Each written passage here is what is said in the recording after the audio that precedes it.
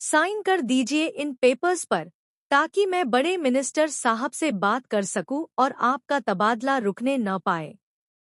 जैसे ही यह बात कही जाती है, सामने से एक ऐसा जवाब आता है जिसे सुनकर हर कोई हैरान रह जाता है। आप चाहते हैं कि मेरा ट्रांसफर कहीं और हो जाए? सॉरी सर, लेकिन अब मेरा मन बदल चुका है। यह सुनते ही माहौल पूरी तरह बदल जाता है। गुस्से और चुनौती भरी नजरों से देखते हुए वह व्यक्ति कहता है, अब मैं आपको इस ऑफिस से बाहर निकालकर ही दम लूंगा। लेकिन दोस्तों, असली तूफान तो अब शुरू होने वाला है। सीरियल सरू के आने वाले एपिसोड में ऐसा बड़ा धमाका होने वाला है, जो पूरी कहानी को एक नए मोड़ पर ले जाएगा।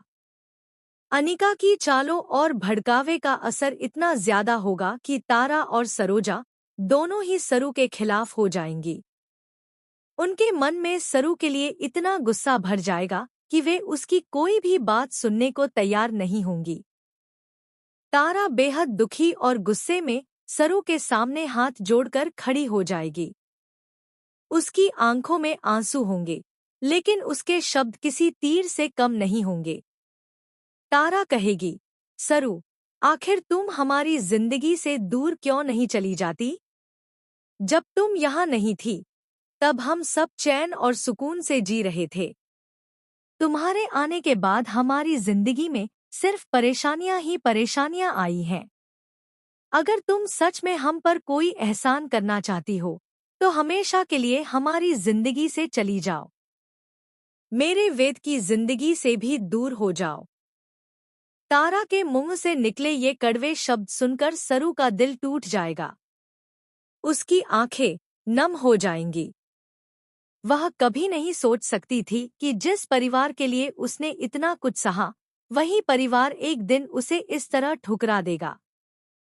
सरू कांपती हुई आवाज में तारा और सरोजा के सामने हाथ जोड़कर कहेगी, ठीक है, अगर मेरी वजह से आप सबको तकलीफ हो रही है, तो अब ऐसा कभी नहीं होगा। मैं आप सबकी जिंदगी से हमेशा हमेशा के लिए दूर चली जाऊंगी।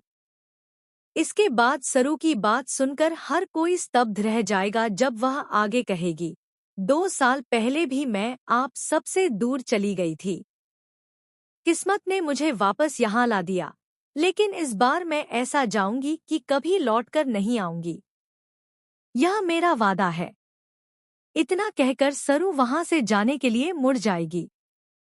लेकिन तभी कहानी में एक ऐसा मोड़ आएगा जिसकी किसी ने कल्पना भी नहीं की होगी। सरू के चेहरे